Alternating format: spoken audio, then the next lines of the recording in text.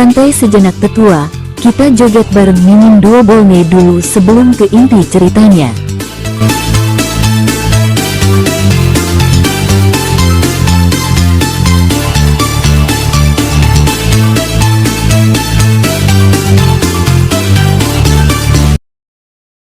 Namun, hal itu sangat berbeda dengan apa yang terjadi di pusat asosiasi elang perak.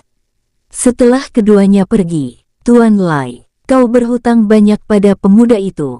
Aku harap kau tidak main-main dengan kata-katamu, ucap Yusin, memperingatkan Gubernur Jiangsu tersebut. Setelah sama-sama mendapatkan kendali diri masing-masing, keduanya kembali berbicara. Tuan Yu, aku mengerti, dan aku akan melakukannya sebaik mungkin. Sekarang, aku juga sangat mengerti kenapa kau mengusirku saat dia datang. Jika aku boleh bertanya, siapa tuan muda yang dermawan itu sebenarnya? Tanya Lai Ouyuang. Mendengar pertanyaan Lai Ouyuang itu, Yusin hanya bisa menghela nafas dalam dan melepasnya. Mungkin kau berpikir aku akan merahasiakan ini, tapi jujur saja, selain namanya, aku sama sekali tidak tahu siapa dia sebenarnya. Akan tetapi, kau tentu sudah sadar bahwa dia bukan berasal dari sesuatu yang biasa saja kan? Jawab Yusin, balas bertanya. Yusin dan Lai Ouyuang sudah terbiasa dengan para bangsawan yang sangat kaya. Hampir setiap hari keduanya akan berurusan dengan orang-orang es seperti itu. Akan tetapi, mereka tidak mengenal orang yang seperti Xiaoran.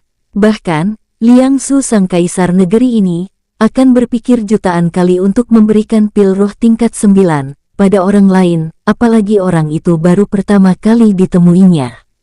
Bahkan, saat ini Yusin berniat mengirim surat balasan pada Li Huan untuk memastikan siapa sebenarnya Xiaoran.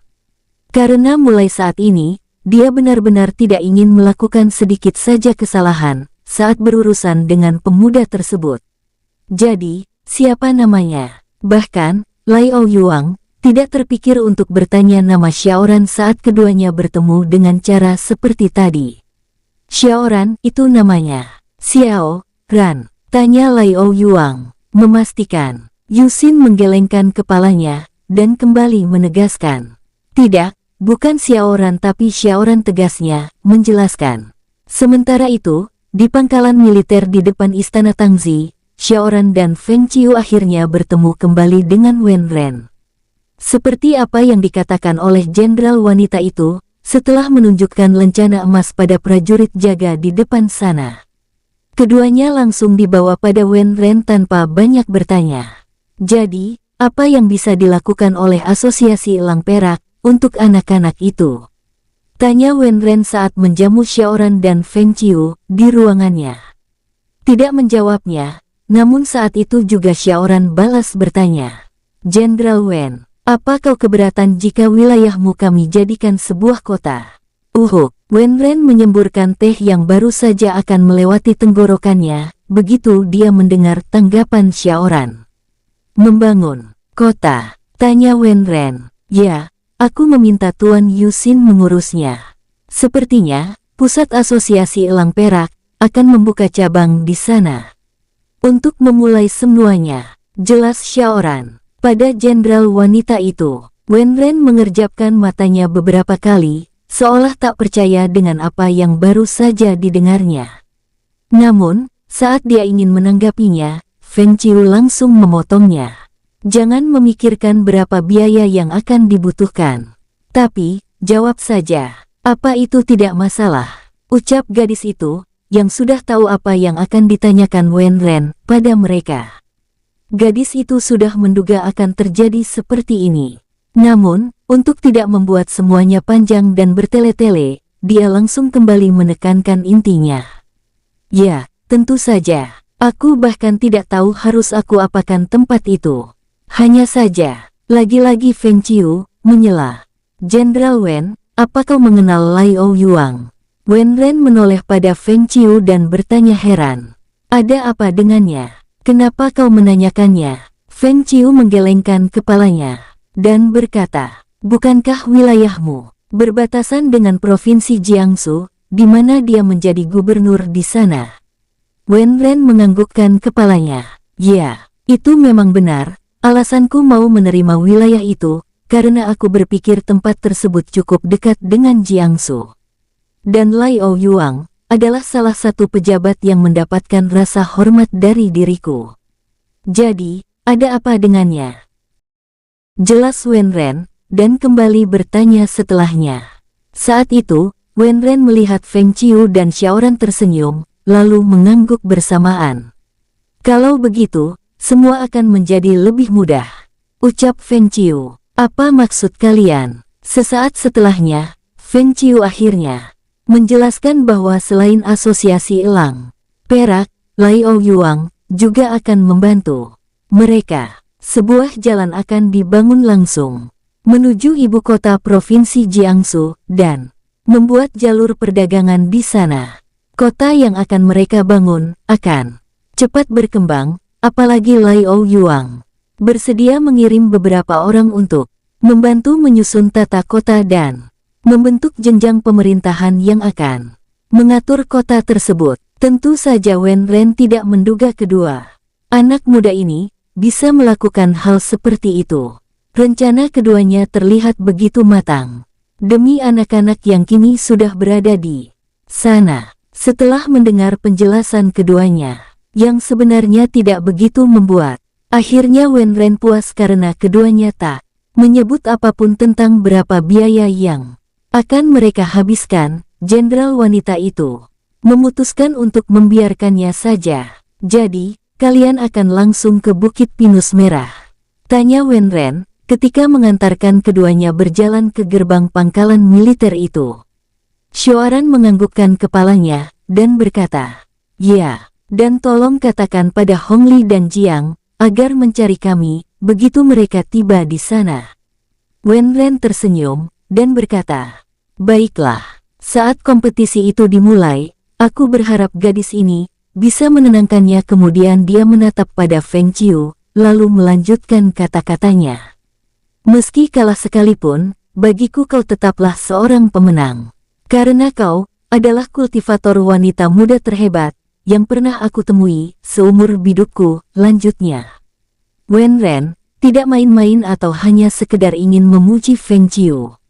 Saat ini, seseorang seperti Feng Qiu sangatlah langka, di mana gadis sepertinya lebih memikirkan penampilan dan tak terlihat tertarik dengan selain hal itu. Gadis ini tidak hanya terlihat fokus untuk menjalani hidupnya sebagai seorang kultivator, namun di waktu bersamaan juga memiliki rasa kepedulian yang sangat tinggi.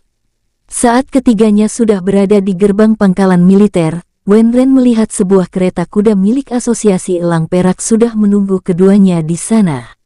Ketika itu juga Wenren semakin yakin bahwa keduanya tidak main-main dengan apa yang mereka ucapkan sebelumnya.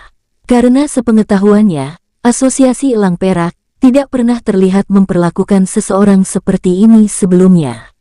Sekarang, asosiasi itu bahkan mengirim kereta yang hanya digunakan Yusin, kepala pusat Asosiasi Elang Perak di kota Tangzi ini, untuk mengantarkan keduanya. Ketika Xiaoran dan Feng Qiu naik dan pergi meninggalkannya, Wenren bergumam sambil menatap kereta yang semakin menjauh tersebut.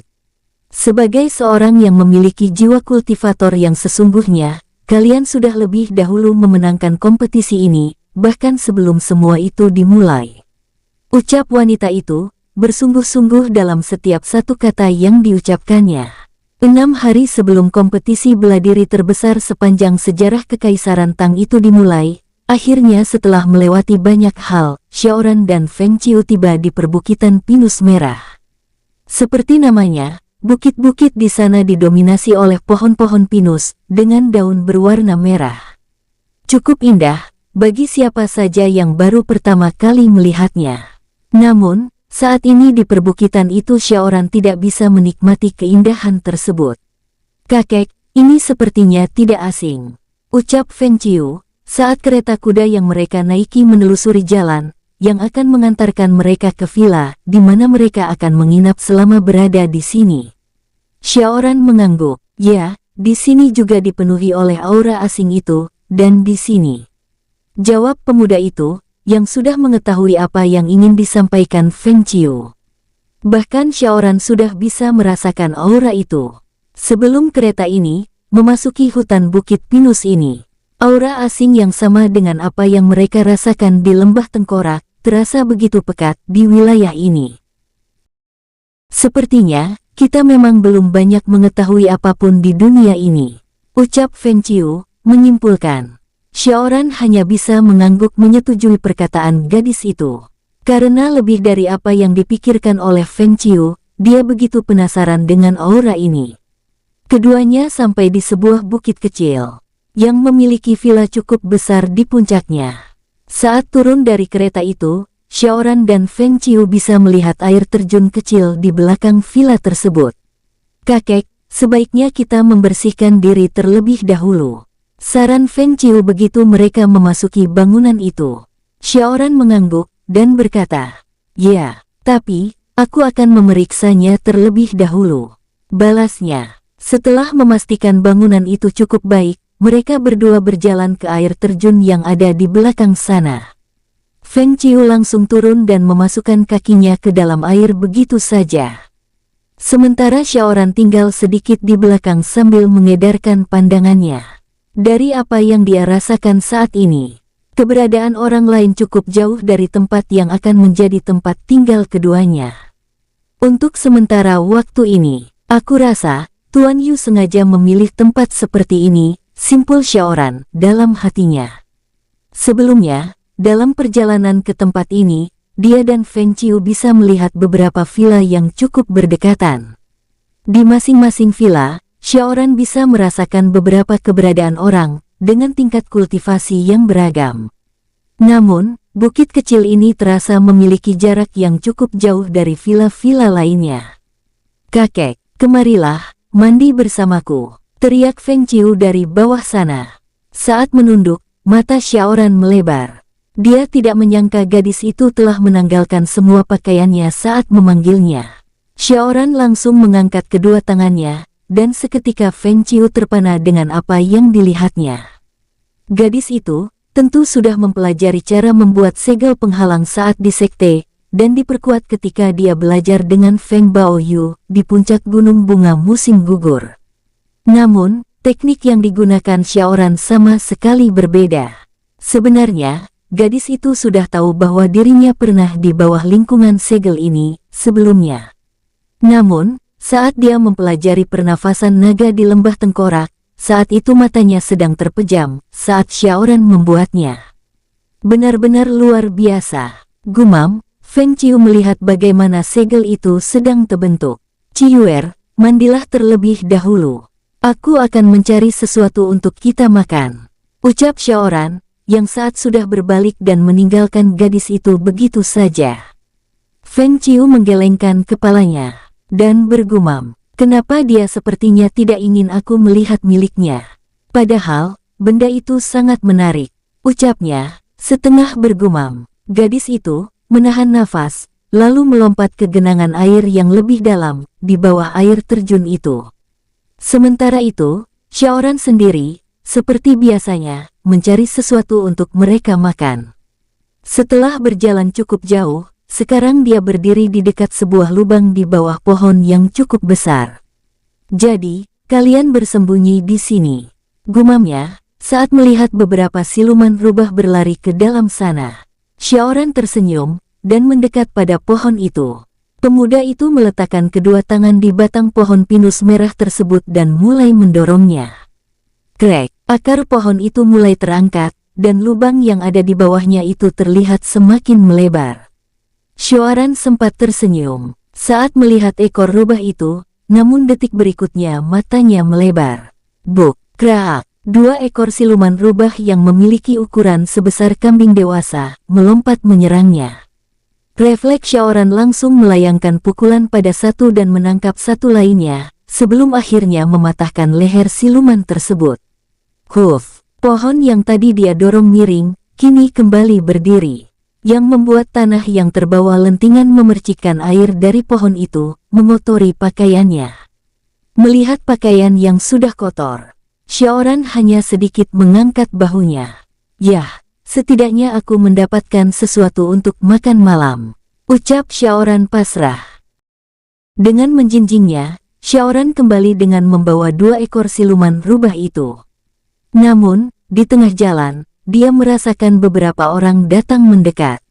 "Kau mengambil buruan kami." Xiaoran mengernyitkan keningnya, saat 4 orang yang baru saja berdiri di depannya itu, mengatakan sesuatu yang terdengar bahwa dia telah mengambil milik mereka. "Mengambil?" tanya Xiaoran, heran. "Ya, siluman rubah itu adalah buruan kami." "Kau mengambilnya?" ucap satu orang yang tadi bicara. Xiaoran menggelengkan kepalanya, lalu berkata, "Kenapa kalian berkata aku mengambilnya? Aku menangkapnya sendiri. Jika kalian mau, dia sama masih ada beberapa ekor lagi, tangkap saja." Balas Xiaoran, sambil menunjuk ke arah pohon di mana dia menemukan sarang siluman rubah ini. Akan tetapi, tanggapan keempat orang itu di luar dugaan Xiaoran.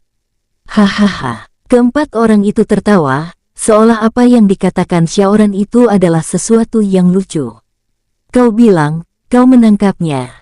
tanya orang tadi, yang terdengar tak percaya dan terlihat begitu meremehkannya. Hahaha, mereka bertanya, namun mereka sendiri yang tertawa. Xiaoran yang tidak begitu mengerti, tidak tertarik dengan orang-orang yang menurutnya aneh ini. "Sial, mau kemana kau, hei?"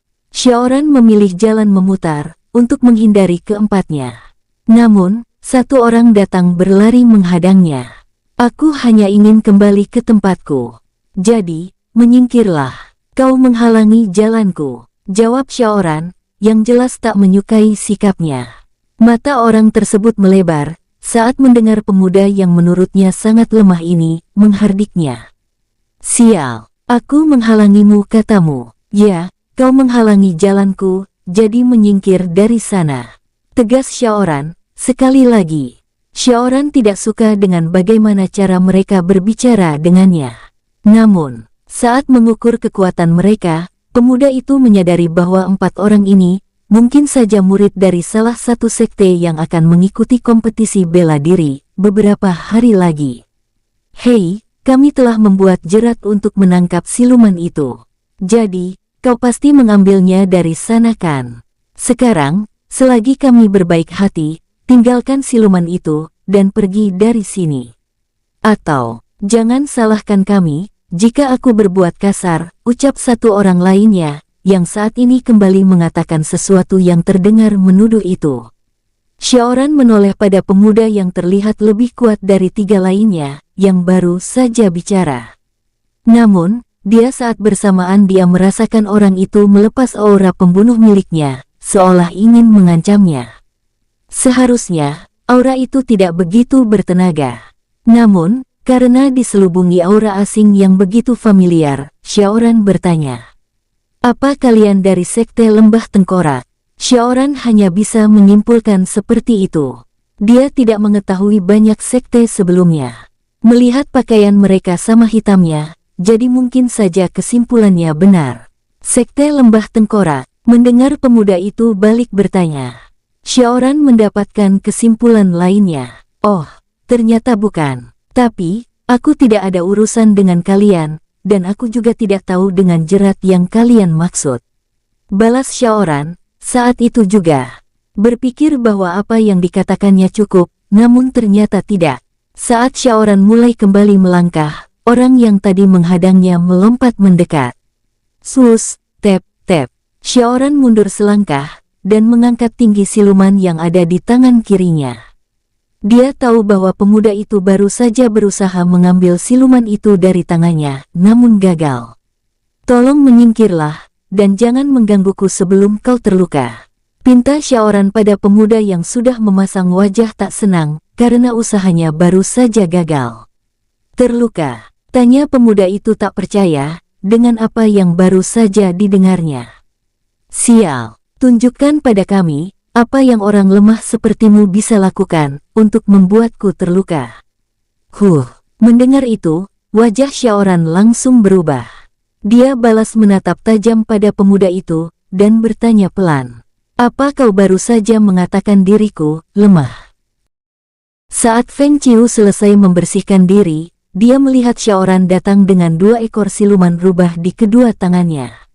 Namun, gadis itu merasa sedikit heran karena melihat pakaian Xiaoran begitu kotor.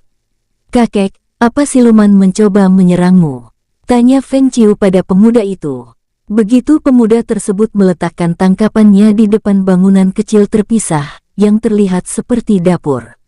"Ya, keduanya melakukannya, saat aku mencoba membongkar sarang mereka," jawab Xiaoran. "Aku akan membersihkan diri," lanjutnya, sambil berjalan terus ke belakang. Feng Qiu hanya mengangkat bahu saat melihat Xiaoran menghilang saat menuruni beberapa anak tangga batu, lalu menatap pada kedua siluman rubah tersebut. "Seharusnya, kalian tidak menyerangnya. Lihat, dia menghancurkan tulang lehermu kan?" ucap Feng Qiu, saat menarik salah satu siluman, yang kepalanya sudah terkulai lemah. Beberapa waktu setelahnya, keduanya makan malam di teras. Feng Qiu tersenyum saat memperhatikan Xiaoran makan begitu lahapnya. "Kakek, kenapa kau bisa makan begitu banyak?"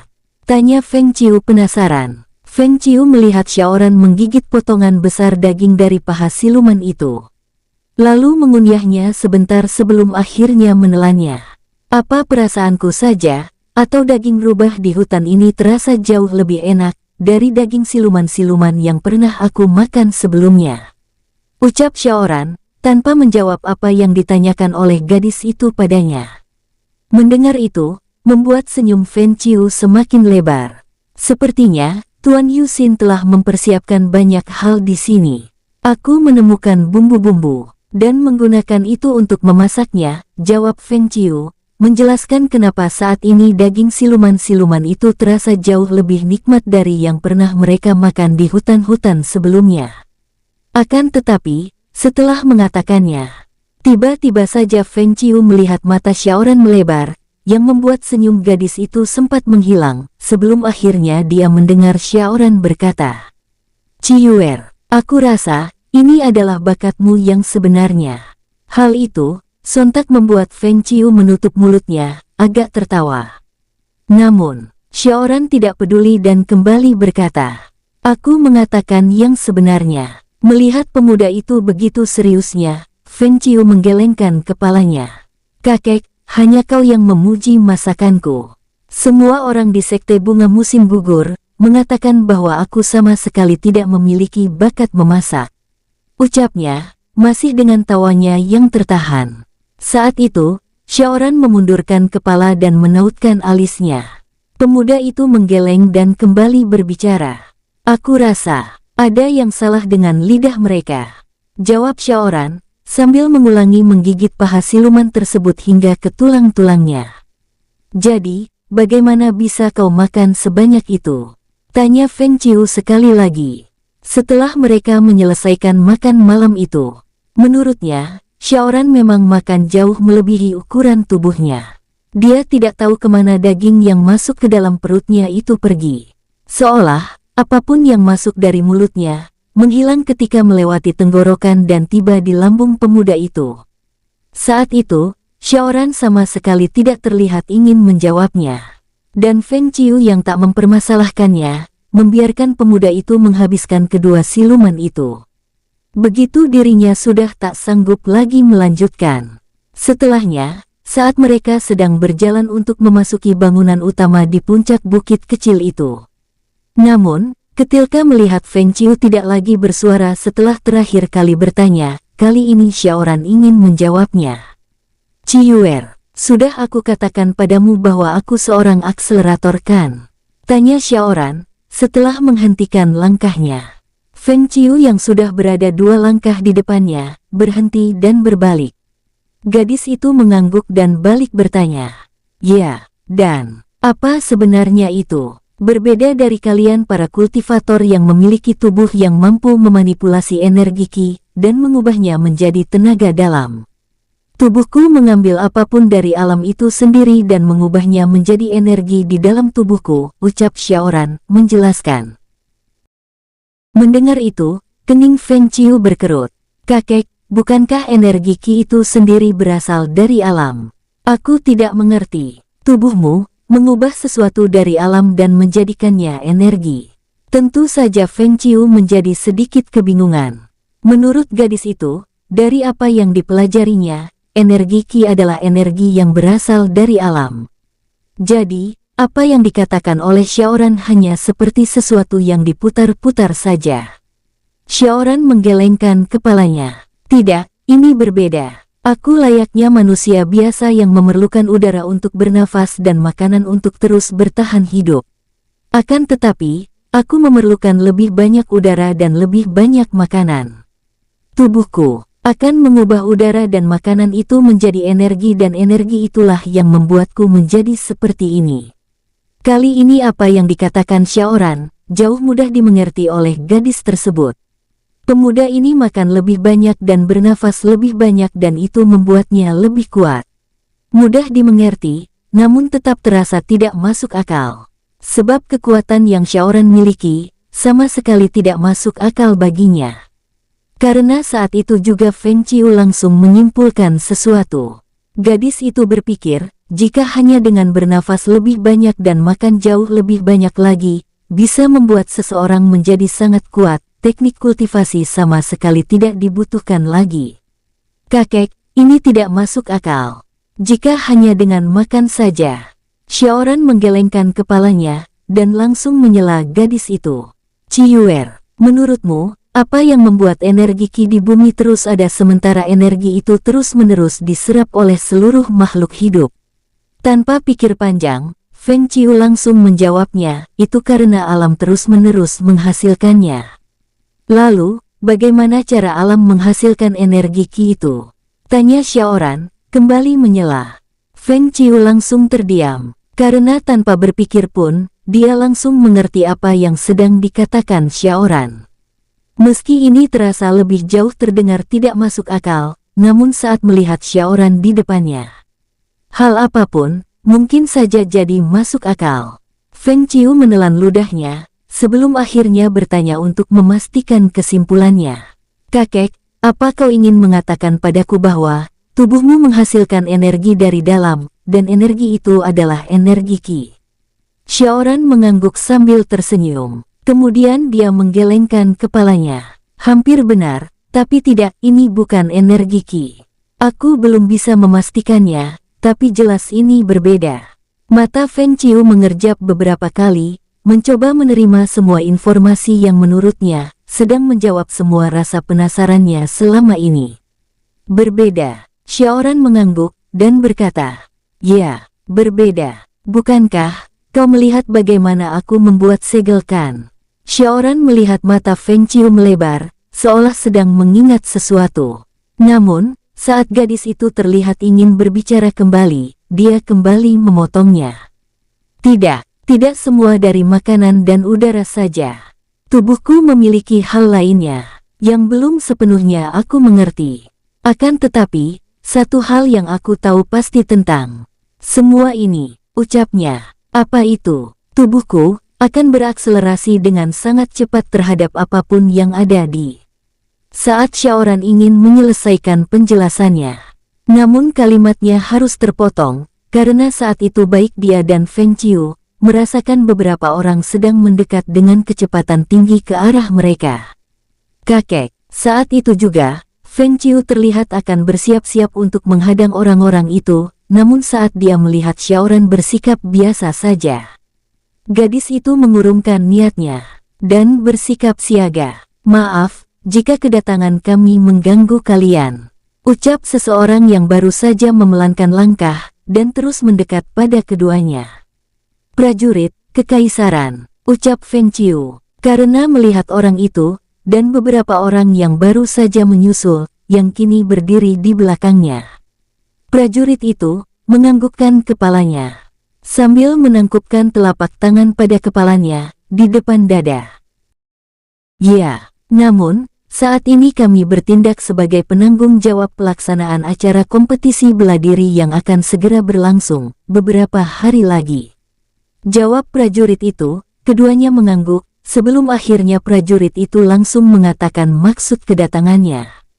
Kami ditugaskan untuk memberi peringatan pada seluruh sekte dan peserta kompetisi, agar tidak mendekati hutan. Apalagi di sekitar perbukitan ini, jelasnya. Mendengarnya, Feng Qiu menautkan alis, dan kembali bersuara. Ada apa? Apa itu bagian dari aturan kompetisi?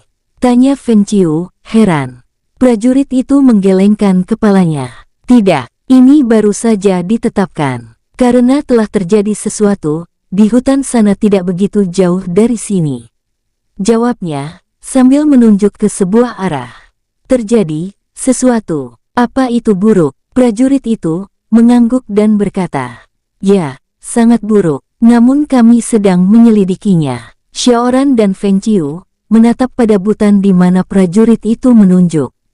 Gadis itu menatap pada Xiaoran dan bertanya, bukankah dirimu baru saja kembali dari sana? Xiaoran ingin menjawab, namun prajurit yang mendengar itu langsung maju dan kembali berkata, Tuan muda, aku sarankan jangan bermain-main di tempat itu. Jika kau memang dari sana, aku pikir kau sangat beruntung. Ucapnya pada Xiaoran. Xiaoran berbalik, kemudian bertanya heran. Beruntung, aku. Tunjuk Xiaoran pada dirinya sendiri. Prajurit itu memperhatikan Xiaoran dari ujung kaki hingga ujung kepala. Dia melepas nafas sedikit kasar dan menggelengkan kepalanya, seolah tak percaya jika pemuda di depannya ini benar-benar dari tempat itu. Tentu saja kau beruntung, karena beberapa murid dari sebuah sekte peserta kompetisi yang cukup kuat, mati terbunuh dengan kondisi tubuh yang benar-benar mengerilkan, saat mencoba menangkap siluman rubah di sana, jawab prajurit itu. Menjelaskan, setelah prajurit itu pergi, Feng Qiu yang sejak tadi sudah menduga sesuatu, tidak tahan untuk tidak bertanya. Kakek, apa kau yang? Ciuer, aku sama sekali tidak berniat untuk membunuh mereka. Tapi, saat itu aku merasa bahwa aku harus membunuh mereka semua. Potong Xiaoran. Mendengar itu, Feng Qiu ingin kembali bertanya lebih banyak, namun saat itu juga Xiaoran berkata, Ciuer, tidak hanya masalah tahap kultivasi dan teknik ilmu bela diri saja. Sepertinya, saat kompetisi berlangsung, akan ada banyak peserta yang memiliki kekuatan jauh di luar dugaanmu, jelasnya. Selanjutnya, Feng Qiu sudah menduga hal ini sebelumnya. Tingkat kultivasinya memang sudah menerobos tahap permata, dengan cara yang tidak pernah dia duga sebelumnya. Cukup tinggi, namun begitu dia bertemu dengan Hongli dan Jiang, biksu muda yang mengaku berasal dari kuil 5 jari itu. Memiliki tahap yang sama, namun sudah berada pada tingkatan yang sangat tinggi. Saat keduanya bertarung, Feng Qiu tahu bahwa Hongli mampu mengalahkan semua penjahat di kota Tangzi, seorang diri. Gadis itu yakin bahwa Hongli sama sekali belum menggunakan tenaga dalamnya saat pertarungan itu berlangsung. Tidak ada alasan baginya untuk tidak menyetujui apa yang dikatakan oleh Xiaoran tersebut. Kakek, aku juga sudah menyadari hal itu. Aku juga berniat untuk berlatih dan mengasah teknik berpedangku dalam beberapa hari ini. Ucapnya, bertekad. Mendengar itu, Xiaoran menganggukkan kepalanya. Karena sebelumnya, dia juga memikirkan hal yang sama. Alih-alih masuk ke dalam villa, Xiaoran kembali membuat segel penghalang, namun kali ini jauh lebih besar. Sebelumnya, Feng Qiu tidak terlalu mengerti kenapa ketua sektenya itu melakukannya. Namun, saat dia melihat Xiaoran membuka lingkar udara miliknya, gadis itu langsung tahu apa yang akan segera terjadi. Feng Qiu tidak akan melupakan apa yang baru saja keluar dari lingkar udara milik Xiaoran tersebut. Sebuah pedang hitam yang memiliki daya hancur yang sangat menakutkan itu, bertambah menjadi sangat mengerikan ketika disandang langsung oleh pemiliknya. Pemuda itu baru saja melepas aura yang terasa sangat buas, dan menatap tajam padanya. Feng Qiu yakin saat ini Xiaoran terlihat berniat menyerangnya. Akan tetapi, ternyata itu tidak hanya terlihat saja, namun benar-benar akan terjadi. Karena, apa yang diucapkan Xiaoran sesaat sebelum menghilang dari tempat dia berdiri, membuat mata Feng Qiu terbelalak dan seluruh rambut yang ada di tubuhnya seketika merinding. Gerbang neraka. Sementara itu, di saat bersamaan, beberapa orang prajurit yang baru saja pergi dari bukit kecil dengan villa di atasnya tersebut, terpaksa menghentikan langkah mereka. Hei, ada apa ini? Tanya salah satunya. sambil menatap tanah yang mereka injak. Gempa, sahut yang lain, karena merasa bumi yang mereka injak sedikit bergetar. Sepertinya begitu, tapi aku bahkan tidak yakin di bukit ini pernah terjadi gempa sebelumnya. Mereka berbalik dan menoleh pada bukit kecil yang baru saja mereka tinggalkan. Meski terdengar teredam, mereka yakin baru saja mendengar sebuah dentuman dari atas sana. Namun, semuanya menggelengkan kepala mereka karena tidak yakin suara itu benar-benar berasal dari tempat tersebut. Mungkin, karena ini daerah perbukitan. Suara itu menggema dan seolah berasal dari tempat itu. Ucap satu orang, mencoba menyimpulkan. Semua orang mengangguk setuju, kecuali satu orang. Aku yakin memang terjadi gempa. Tapi, hanya pada 2 bukit di atas sana.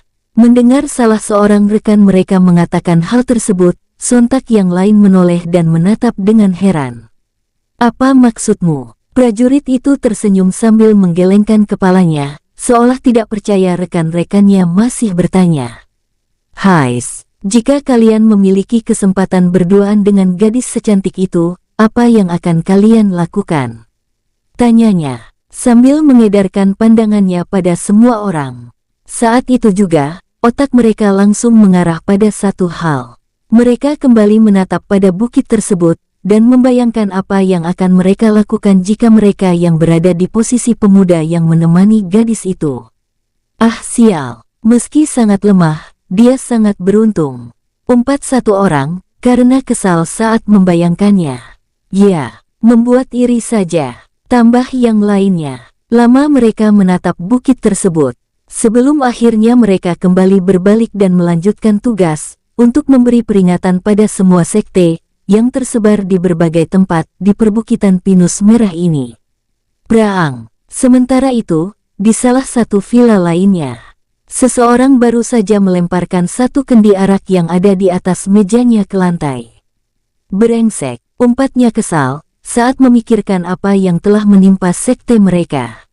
Beberapa orang yang mengelilinginya, hanya diam dan tidak bisa berkata-kata. Mereka semua mengerti kenapa orang tersebut begitu marahnya. Aku yakin, seseorang telah berbuat curang. Mereka pasti merasa salah satu dari murid-murid dari sekte kita yang menjadi korban itu, adalah kandidat terkuat untuk memenangkan kompetisi ini, serunya lagi, menuduh. Mendengar orang tersebut mengatakannya, membuat semua orang yang ada di sana, melebarkan mata mereka. Sebelum akhirnya mengangguk bersamaan, karena bagaimanapun, saat ini hal tersebut terasa sangat masuk akal bagi mereka. Ketua, kita harus meminta pihak kekaisaran bertanggung jawab penuh atas bencana ini, saran salah satu dari orang di sana pada ketua sekte mereka. Ketua sekte itu mengangguk, dan kembali berkata, tentu saja, mereka juga harus menemukan sekte mana yang melakukan kecurangan seperti ini. Jawab pria itu, menanggapinya. Berita tentang matinya beberapa murid dari salah satu sekte yang akan mengikuti kompetisi bela diri tersebut, telah menyebar dengan sangat cepat. Hampir semua orang berpikir sama dengan ketua sekte yang menjadi korban dari kecurangan seseorang, atau sekte lainnya itu. Setelah mendapat peringatan tambahan dari prajurit kekaisaran, seluruh sekte meski tanpa pemberitahuan, akhirnya membuat segel untuk melindungi murid-murid mereka, agar tidak menjadi korban kecurangan tersebut. Hal tersebut berlangsung selama 3 hari lamanya. Hingga pihak kekaisaran memutuskan untuk menghentikan penyelidikan sementara waktu, dan berfokus kembali pada kompetisi yang akan diadakan kurang dari 3 hari lagi tersebut. Penderma Xiao, Shuaran yang sedang berdiri di halaman villa, menoleh saat mendengar seseorang berteriak tidak jauh dari sana. Pemuda itu tersenyum, saat melihat 2 orang yang sudah dikenalnya itu, akhirnya muncul juga. Akan tetapi, saat ini mereka tidak hanya berdua saja. Ada 1 orang lainnya yang datang bersama keduanya. Meski sama-sama tidak memiliki rambut di kepala, namun pria yang datang bersama 2 biksu muda itu, memiliki janggut putih yang sangat panjang hingga ke dadanya. Hongli, Jiang, akhirnya, kalian tiba. Maaf, karena tidak kembali terlebih dahulu ke tempat itu. sambut Xiaoran, sambil mengutarakan sedikit penyesalan saat mereka bertiga datang mendekat. Hongli dan Jiang mengangguk sambil tersenyum lebar. Ya, tidak apa-apa. Jenderal Wen sudah mengatakannya. Lagi pula, kami berdua memang tidak bisa langsung datang ke sini. Jawab Jiang, yang melangkah sedikit lebih cepat dari yang lainnya. Penderma Xiao, perkenalkan guru kami. Ucap Hongli, sambil sedikit mundur. Agar gurunya bisa maju mendekat pada Xiaoran. Tuan muda Xiao, perkenalkan, aku Lao, guru dari kedua bocah nakal ini. Ucap pria itu, memperkenalkan dirinya. Mendengar bagaimana cara Lao menyebut Hongli dan Jiang sebagai bocah nakal, membuat Xiaoran tersenyum. Sementara keduanya terlihat mengusap-usap kepala botak mereka, terlihat canggung. Xiaoran tidak terlalu suka mendengar pujian, jadi dia tidak begitu menanggapi. Namun kali ini dia berniat menjelaskan sesuatu yang telah lama tertunda dan sangat mengganjal hatinya. Aku Xiaoran, bukan Xiao, tapi Xiaoran, ucap pemuda itu, sambil menatap kedua biksu muda itu, berharap setelah ini keduanya memanggil dirinya dengan benar.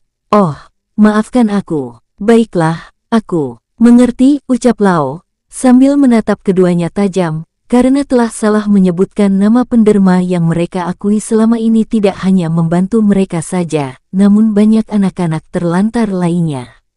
Jangan panggil aku tuan muda, karena aku teman muridmu. Panggil namaku saja, tambah Xiaoran. Setelahnya, Lao kembali mengangguk, karena setelah mengatakan hal tersebut, Xiaoran mengangkat sedikit tangannya, memberi jalan. Setelahnya, mereka berempat berjalan menuju villa, dan masuk ke dalam sana.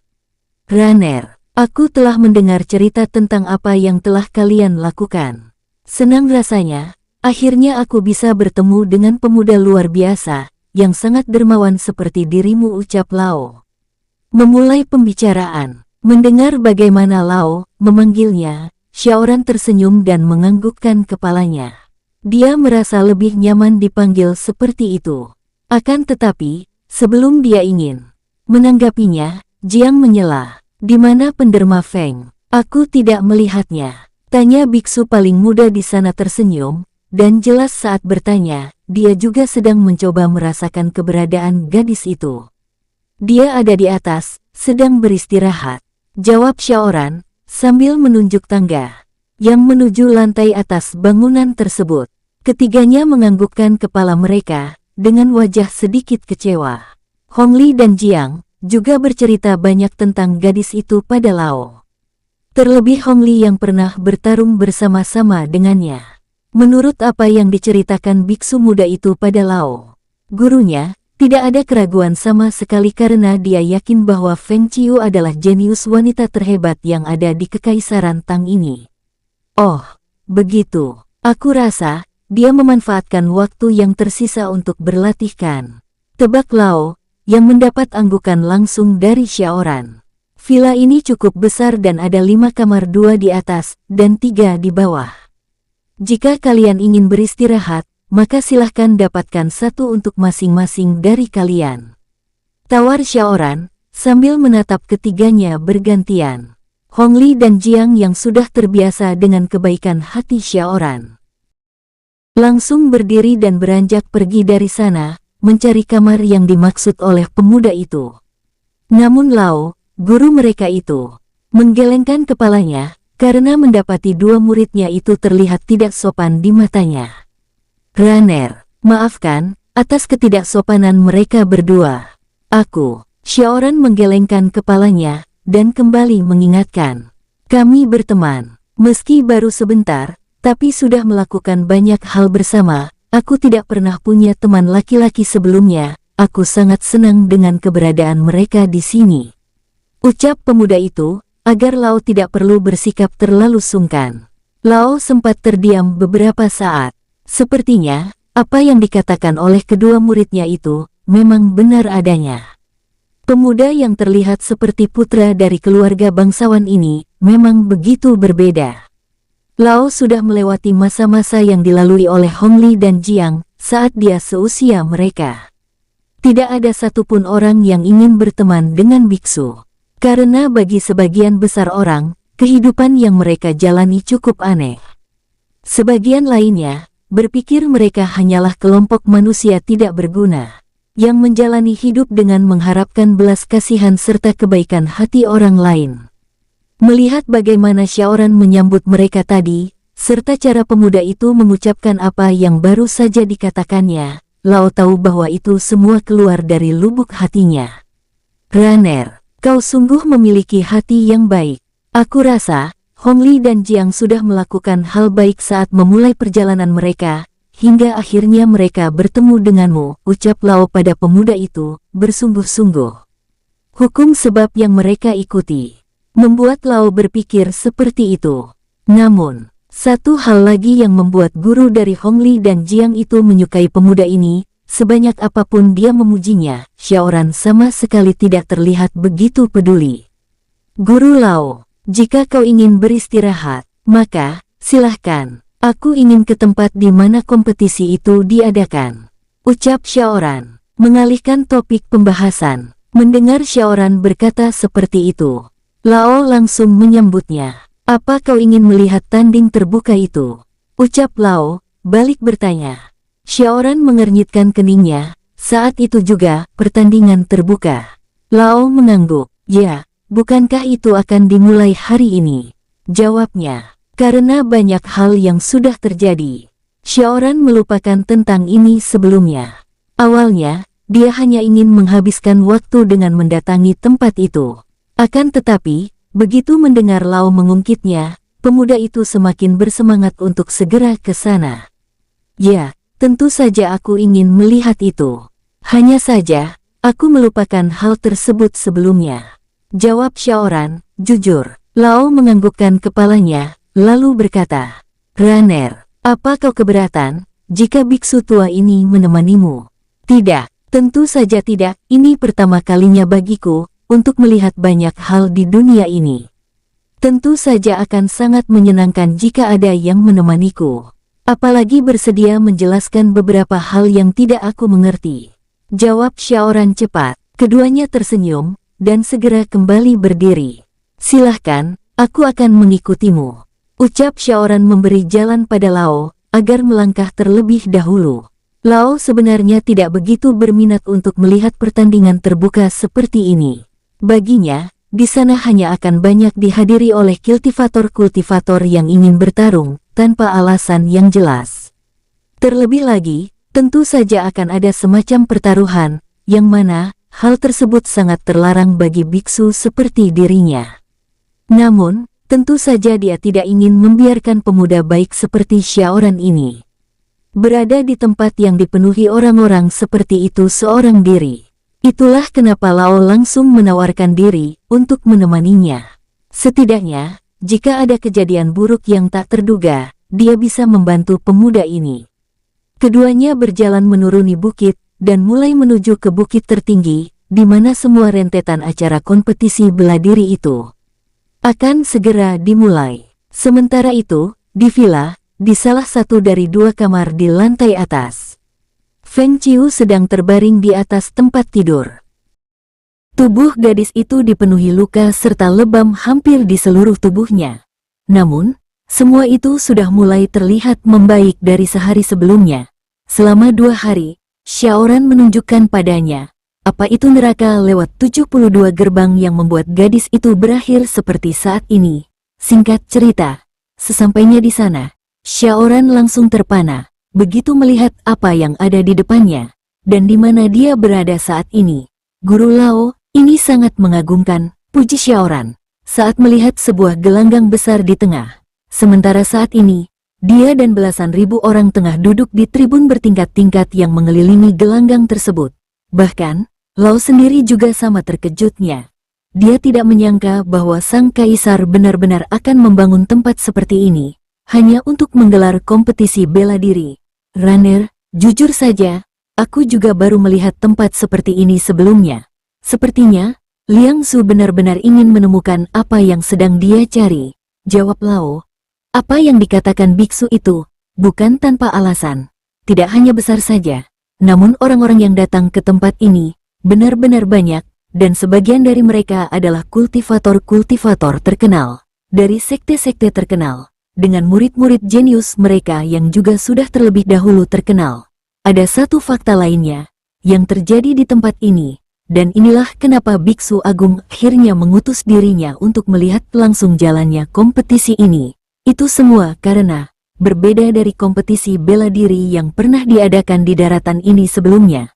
Saat ini tidak hanya sekte dan kultivator beraliran hitam, atau sekte dengan kultivator-kultivator beraliran putih saja, melainkan kedua kubu yang seharusnya terpisah dan tidak mungkin berada di tempat yang sama di saat bersamaan pula, hadir dan berbaur di tempat ini.